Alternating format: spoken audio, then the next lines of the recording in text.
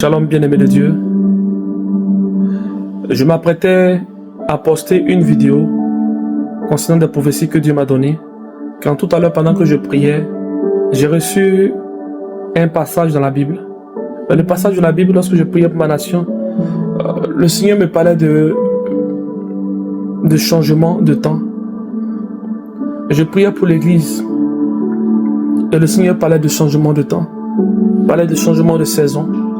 Et il disait comme ça qu'il allait changer tous ceux qui avaient souillé le peuple de Dieu. Prions beaucoup pour cette nation.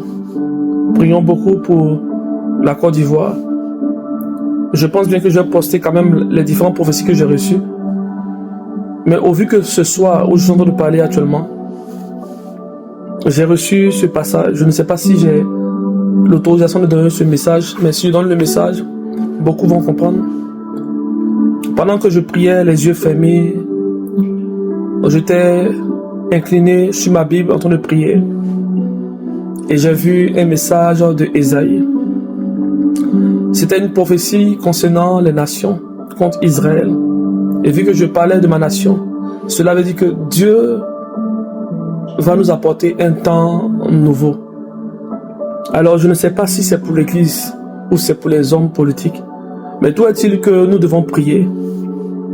Parce que Dieu veut utiliser une personne qui a perdu l'espoir en lui pour rebâtir cette nation. Je répète, Dieu veut utiliser une personne qui a perdu l'espoir en lui pour bâtir cette nation. Quand je parle de perdu l'espoir en lui, je ne parle pas de lui en tant qu'homme, mais une personne qui a perdu l'espoir en Dieu. Je ne parle pas de toute prophétie reliée à un seul personnage, non. Il y a encore un homme qui n'est pas encore sorti, pas un homme connu que vous connaissez. Il y a un homme qui n'est pas encore sorti. Cette génération que vous voyez ne va pas trop durer. Je dirais qu'elle aura un temps de deux ans, ou moins de 2 ans. Mais je parle de la nouvelle génération à qui Dieu veut libérer les clés de cette nation. Et je suis prophète de Dieu, je ne suis pas un politicien. Voilà pourquoi je dis que ce que je dis, c'est des personnes que Dieu veut utiliser, qui ne sont même pas connues, ou je dirais qui ne sont pas plus célèbres que ceux qui sont là actuellement. Je pèse mes mots et je ne dirai pas trop de choses. J'ai des messages pour certaines personnes qui sont exilées. Mais j'attends encore un temps pour libérer ce message. Je poste cette vidéo maintenant, à l'instant où j'ai reçu ce message. C'est des messages profonds, codés, que Dieu protège la Côte d'Ivoire. Vous qui avez reçu les prophéties que j'ai données, je vous ai parlé d'une marche. Je vous ai parlé d'un bain de sang. Je vous ai parlé de beaucoup de choses. J'ai vu des gens se réunir, emmener des personnes, aller prendre des machettes, effrayer des personnes. Pendant que je suis en train de parler, je suis en train de voir, est-ce que je dois dire cela? Si je dis ça, on peut changer le programme. Parce qu'il y a des visions. Une fois que tu annonces, on peut changer le programme. Parce que pendant que je suis en train de parler actuellement, je suis en train de voir une voiture. Mais cette voiture-là, je vois le chiffre 8, mais c'est une voiture de police. Et pendant que je suis en train de parler actuellement, j'ai eu cette vision. C'est comme des personnes qui vont se réunir. Je vois des personnes se réunir tard la nuit, dans l'urgence, et saisir des jeunes pour créer une forme de peur. Il y a beaucoup de choses que je ne vais pas tout dire pour le moment. Tout n'est pas encore clair. Et je me dis à tous les prophètes de Dieu, si vous êtes sincères, que vous avez réellement intercédé pour la nation, vous allez comprendre qu'il y a des gens pour qui vous avez prophétisé qui ont été rejetés par Dieu. Il y a des gens que Dieu veut établir, qui sont dans le secret. Et moi, en tant que prophète authentique, je vous le dis automatiquement.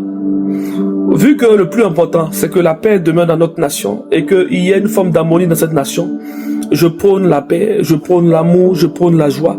Que la faveur de Dieu soit sur chaque famille ivoirienne. Que Dieu vous bénisse puissamment. C'était le prophète Elishama. Dans 2 jours, je vais poster quand même la prophétie que j'avais prévue. Vu que c'était prévu, j'avais déjà fait cette vidéo, je vais quand même la poster. Que Dieu vous bénisse puissamment. Bien-aimé de Dieu, je vais lire par révélation ce que j'ai reçu pour cette nation, inspiré du verset que Dieu m'a donné. Peuple de Côte d'Ivoire, vous qui regardez vers les montagnes, pour savoir d'où viendra votre secours, écoutez la voix du Dieu très haut, qui crie depuis les hauteurs. Écoutez la voix du Dieu très haut qui crie depuis les hauteurs célestes. Car voici ce que dit l'Éternel. Je vois des figues mûries avant la saison. Elles brillent en apparence, mais leur chair est fragile. Elles se sont hissées sans ma parole. Elles ont été élevées sans ma lumière. Je les renverserai en un instant. À peine auront-elles été aperçues qu'elles seront englouties. Ainsi parle l'Ancien des jours.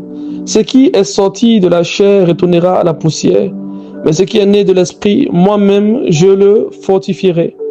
Car beaucoup se sont proclamés rois sans couronne, prophètes sans feu, pasteurs sans berger, juges sans justice. Mais je suis Dieu, je suis le Dieu qui pèse les trônes et les voix. Et je dis, le temps de l'examen est arrivé. Le temps des balances est ouvert. Côte d'Ivoire, je t'ai visité dans ta douleur. Je t'ai vu pleurer sous des gouvernements corrompus. Je t'ai entendu appeler à la vérité. Mais voici que beaucoup de tes veilleurs se sont assoupis. Et les figues précoces ont pris place dans les paniers. Elles seront rejetées. Et je ne mangerai pas de fruits que moi-même je n'ai pas mûri. Je vais secouer la vigne. Ceux qui ne tiennent pas à la branche tomberont.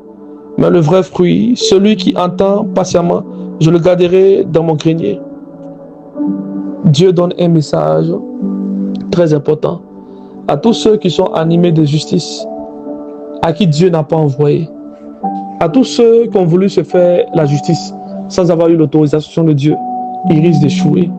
Dieu appelle aussi à un leader caché à revenir dans la présence, à s'humilier devant lui. Aucun homme ne peut aller en bataille s'il n'est pas approuvé par Dieu, même s'il vient au nom de la vérité. La Bible déclare que le peuple de Dieu était dans la vérité, mais était soumis en Égypte. Il a fallu que Moïse ait l'approbation de Dieu pour libérer le peuple d'Israël. Cela veut dire que dans cette génération encore, recherchez l'approbation du Dieu très haut. Vous qui allez établir des commentaires désagréables, je prie que Dieu, lorsque vous allez dormir la nuit, que Dieu ouvre vos yeux spirituels et montre l'état de vos dirigeants, de vos guides religieux. Vous qui êtes poussés par le zèle, j'aimerais que Dieu ouvre vos yeux lorsque vous allez dormir cette nuit. Que Dieu vous bénisse.